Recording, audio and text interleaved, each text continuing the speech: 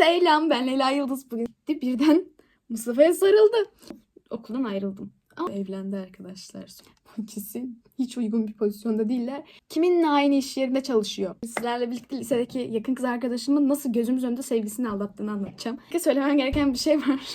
Ben videoyu kaydettim sanıyordum ama kayda başlatmışım, bir yerde durdurmuştum, devam ettirmemişim. O yüzden rimmelimi falan sürdüm. Ama cilt makyajımı yapmadım, onu yapacağız. Neyse. Bir yerden başlayalım o zaman. Şimdi şöyle ki bizim lisedeyken böyle 5-6 kişilik bir arkadaş grubumuz var. Daha da kalabalık olabilir, emin değilim.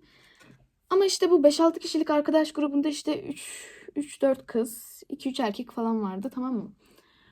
Bu herkes de birbiriyle çok yakın. Böyle samimi iyi anlaşıyoruz falan.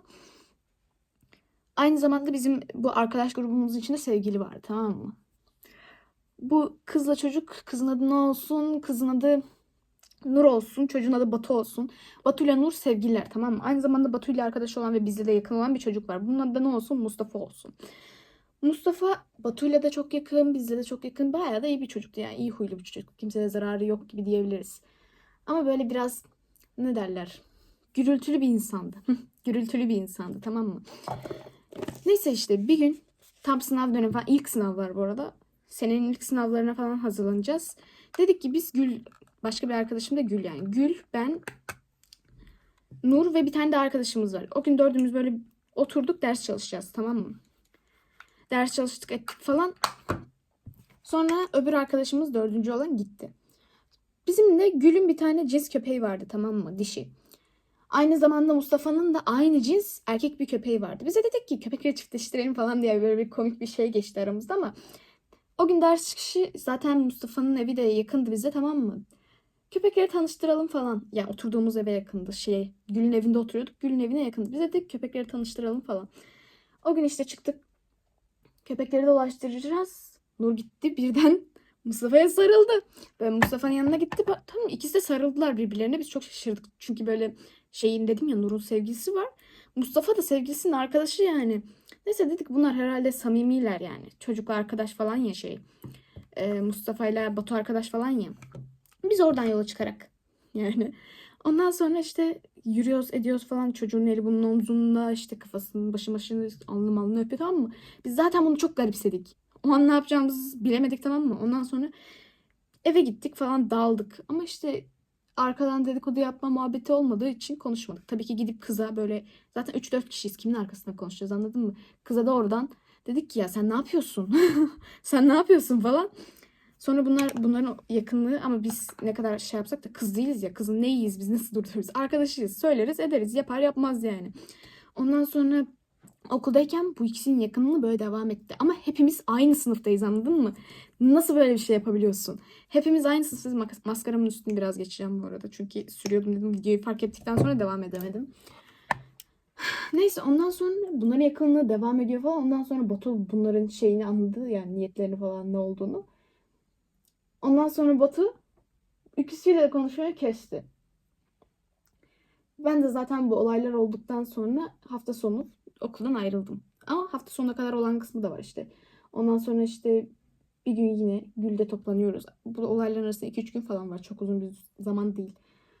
Gül'ün evinde toplandık. Birden Nur ağlamaya başladı. Ders çalışacağız falan. Böyle biraz ders çalıştık ama odaklanamıyor. Bize ne oldu, neden böylesi durgunsun falan. Onu anlatmaya başladı işte. Ben aslında Batu'yu seviyorum. Mustafa ile o an o şekilde gelişti. İşte ben böyle olsun istemedim falan. Hem kısacası Batu'dan ayrılmasının pişmanlığını anlattı bize. Yani Mustafa ile olanlar için Batu'dan ayrılmaya değmeyeceğini ve hala Batu'yu sevdiğini falan söyledi. Bize ne yapabiliriz? Batu her şeyi gördü. Resmen aldatıldı çocuk, anladın mı? Geri nasıl dönecek o kıza? Dönmedi de bu arada.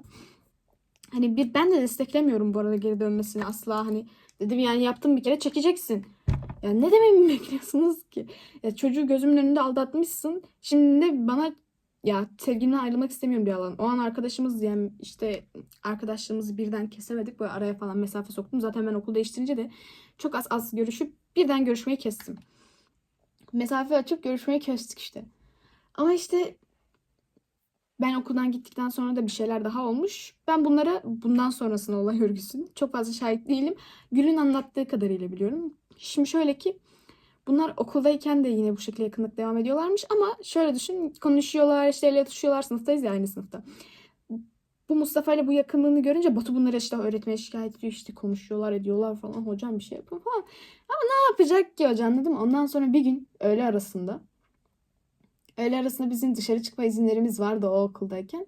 Biz öğle arasında yemek yemeye çıkabiliyorduk, yani okuldan dışarı çıkabiliyorduk. Eskiden böyle kart sistemi falan varmış da biz o dönem korona falan muhabbetinden kart sistemi yoktu. Okutmadan dümdüz çıkabiliyorduk. Sınıftaki herkes işte yemek yemeye falan filan gitmiş, tamam mı? Gül oralarda bir yerdeymiş ama sınıfta değilmiş. Sonra bir sınıfa girmiş, tamam mı? Bu ikisi hiç uygun bir pozisyonda değiller. Bir şeyler yapıyorlar. Ben diyeyim, siz anlayın. Ama o sandığımız kadar bir şey değil. Öpüşüyorlar işte. Ama hoş olmayan bir pozisyonda. Neyse işte aynı zamanda bunları de yakalamış bu arada. Batu da yakalamış. Batu bunları yakaladıktan sonra sen git hocalara şikayet et. Bu ikisini de uzaklaştırma mı ne verdiler? Hatta okulda atıldılar mı hiçbir fikrim yok bu arada ama uzaklaştırma mı ne vermişler? Ondan sonra bu ikisi de okuldan uzaklaştırma alınca işte zaten dersleri falan iyi değildi. Bunlar sınıfta kalmışlar. Çok özür dilerim ama yani ettiniz ve buldunuz. Bunlar sınıfta kalmışlar. Ondan sonrası da var bu arada. Sınıfta kaldıktan sonra işte açık öğretime falan geçmişler ve tahmin edin. Nur kiminle aynı iş yerinde çalışıyor? Hayır, ben de değil. Annemle Nur aynı iş yerinde çalışıyorlar. Annem bir gün geldi bana, diyor ki işte ya bizim iş yerinde böyle öyle bir kız var. Tam senin yaşlarında falan. Dedim, Allah Allah. Soy ismimiz falan da aynı dedi. Bu arada bizim bu kızla soy ismimiz aynıydı. Bu infoyu vermeye gerek var mıydı? Yoktu. Ama soy ismimiz aynıydı. Akrabalığımız yok yani. Sadece soy ismimiz aynı. Neyse ben de seninle aynı yaşlarda, bir de kızın ismini söyledi, soy ismini söyledi, dedim. Aha, o kız. Tüh.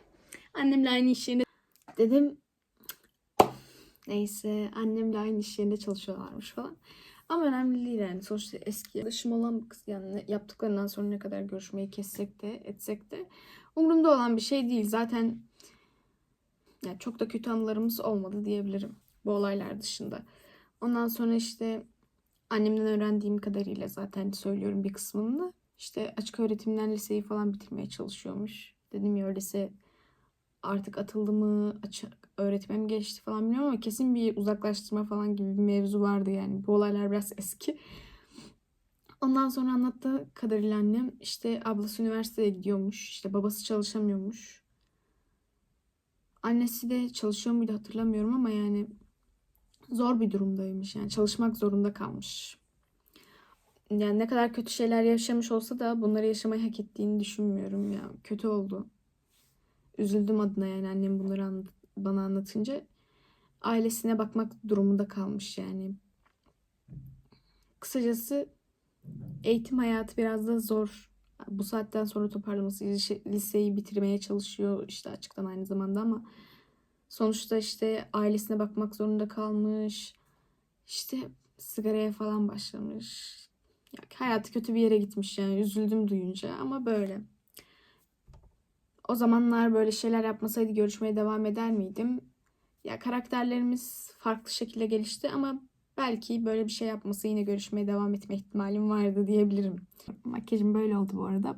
Bugünkü bir kıvırcımı da maskaramızı bulduğum için tam tamamladım. Şimdi ben bir 5-10 dakikaya falan çıkacağım. Nasıl buldunuz? Yaptıklarını haklı mı, haklı değil mi? Ben hiçbir noktada bir insan aldatmanın haklı bir yanı olabileceğini düşünmüyorum ama ondan sonra yaşadıkları konusunda diyorum.